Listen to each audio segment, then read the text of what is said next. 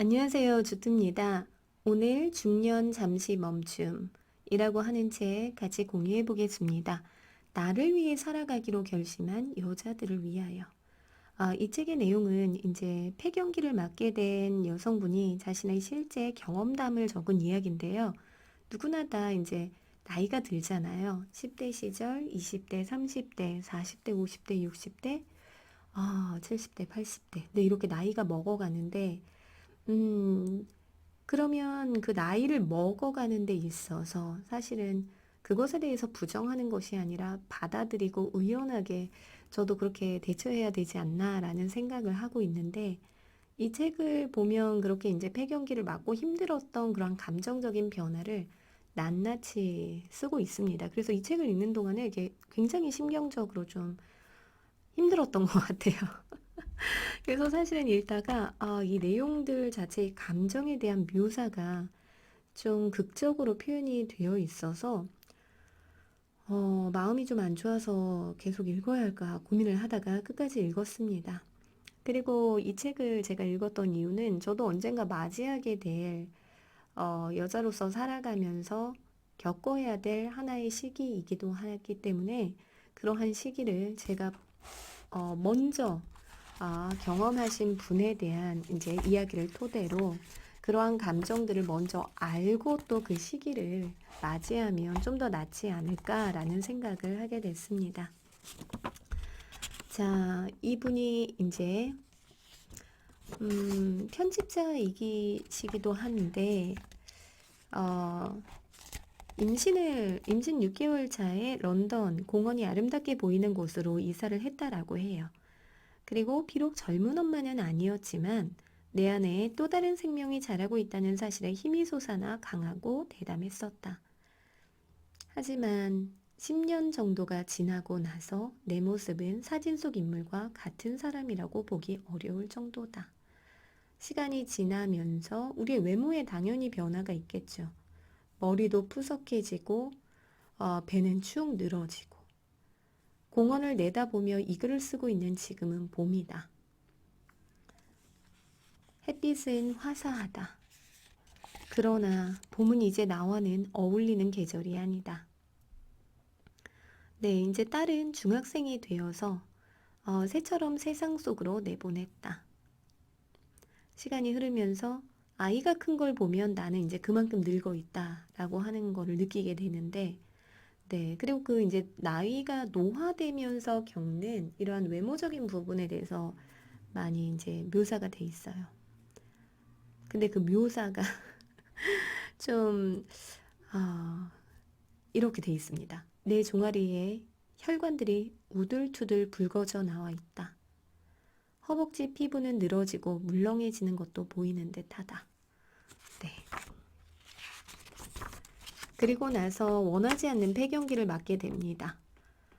자연스럽게 온 게 아니라 자궁에 근종이 생겨서 자궁을 이제 절개 다 드러내는 그런 수술을 받게 돼요. 그리고 나서 이제 심리적인 허탈감이나 우울감을 이 글에서 묘사하고 있어요. 음,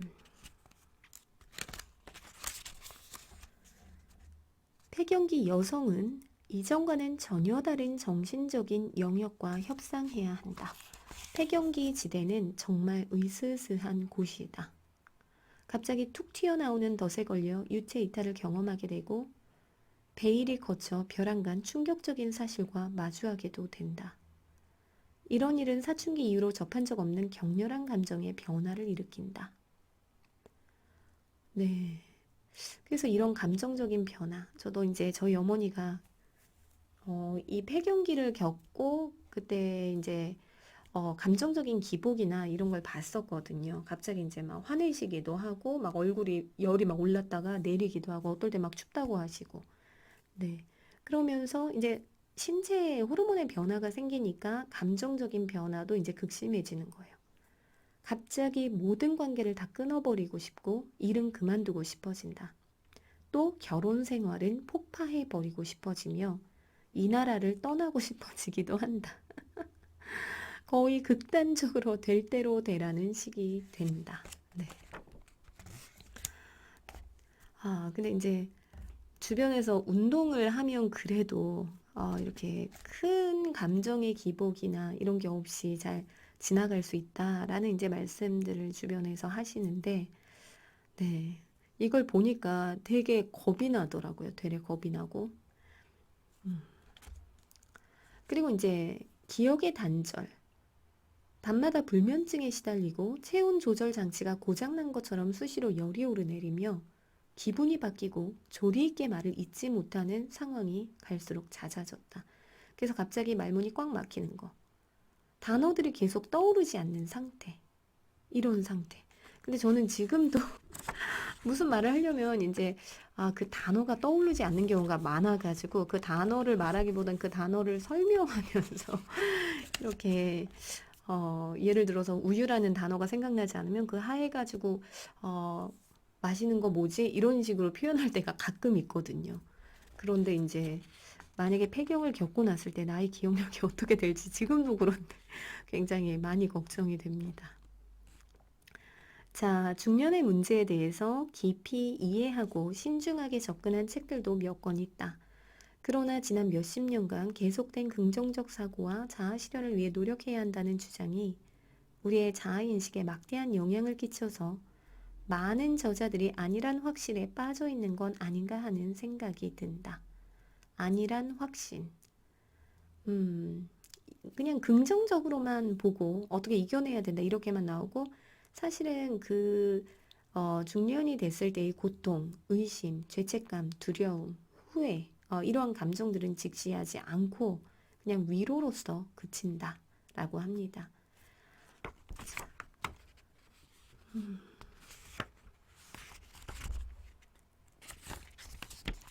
그리고 갱년기가 되면 갑자기 많이 넘어지는 경우가 많이 있다고 해요. 그래서 저희 어머니도 이제 넘어져가지고 좀 그런 적이 있었는데 다행히 크게 다치지는 않았지만 주변에 어머니 나이대 비슷한 분들도 잘못 넘어지면은 이제 크게 뼈가 부러지거나 하면 굉장히 고생을 하고 또 나이 들어서 넘어진 뼈가 잘 안 붙어가지고 힘들다고 합니다.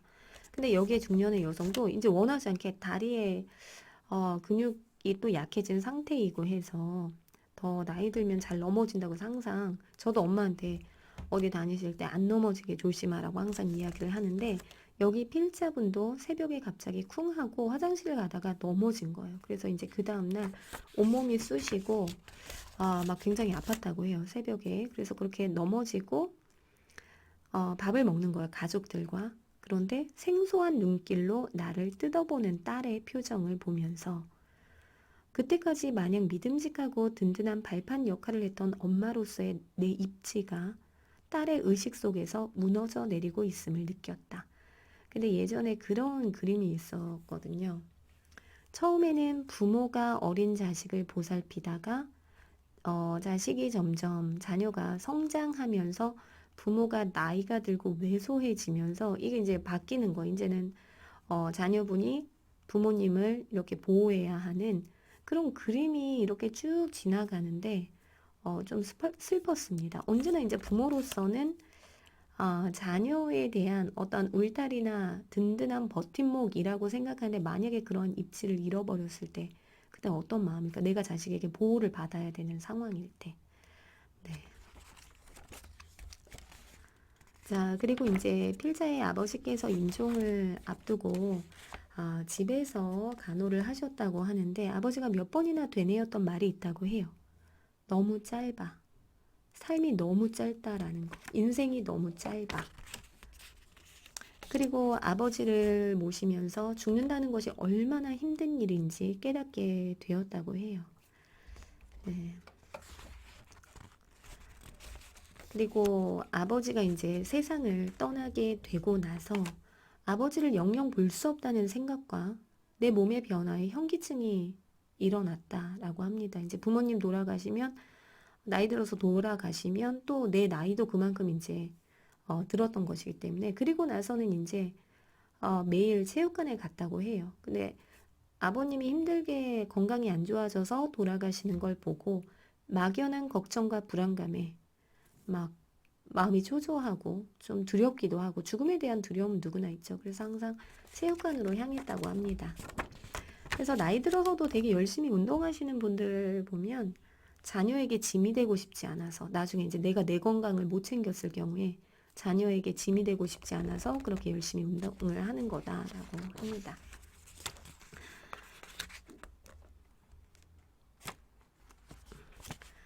거의 무의식적으로 체력을 유지하기 위해 힘껏 애쓴다면 아무것도 바뀌지 않을 거라고 생각하면서 또 아버지처럼 긴 시간을 보내고 충격 속에서 내 마음 마지막 순간을 마주하게 되지는 않을 거라고 생각을 하면서 이렇게 운동을 했다고 해요.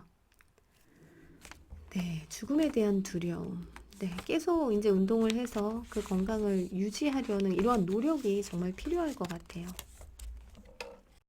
삶이 한정되어 있고 죽음이 불가피하다라는 것. 이것에 대해서 어떻게 생각하세요? 자, 우리가 영원히 사는 사람은 없잖아요. 삶은 한정돼 있고 누구나 다 죽게 된다라는 거. 그래서 저 같은 경우에는 그런 생각을 하게 되면 자녀에게 더 잘해야 되겠다. 부모님께 잘하고 남편한테도 좀 잘해야 되겠다.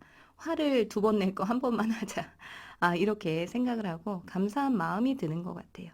그래서 오히려 주어진 삶을 잘 살아내야겠다는 그러한 생각. 네. 그리고 이제 중간에 너무 우울한 내용들이 좀 많아요. 그래서 저는 그 부분을 좀 더 지나서 좀 더 나답게 살기로 했다라고 하는 마지막 결론 부분을 한번 이야기하고 끝마치도록 할게요. 자, 그래서 깨달은 바, 이 필자가 깨달은 바에 대한 내용을 한번 이야기해 보도록 할게요. 앞으로는 나와는 상관없는 일에 연연해하지 말자. 나와 상관없는 일에 막 그것 때문에 골머리 쓰고 연연해하는 거. 이런 건 하지 말자. 늘 신중하게 행동하자. 소중한 시간을 허투루 쓰지 말고 의미 있게 보내자.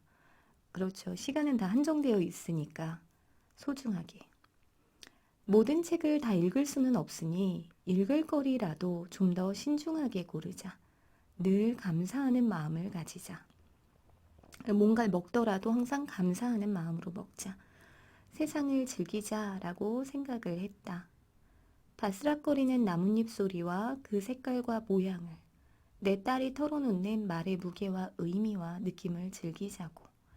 삶을 넘칠 만큼 충만하게, 초현실적일 만큼 강렬하게 경험하자 하는 이런 열망은 나이 들어가는 것에도 적용이 된다.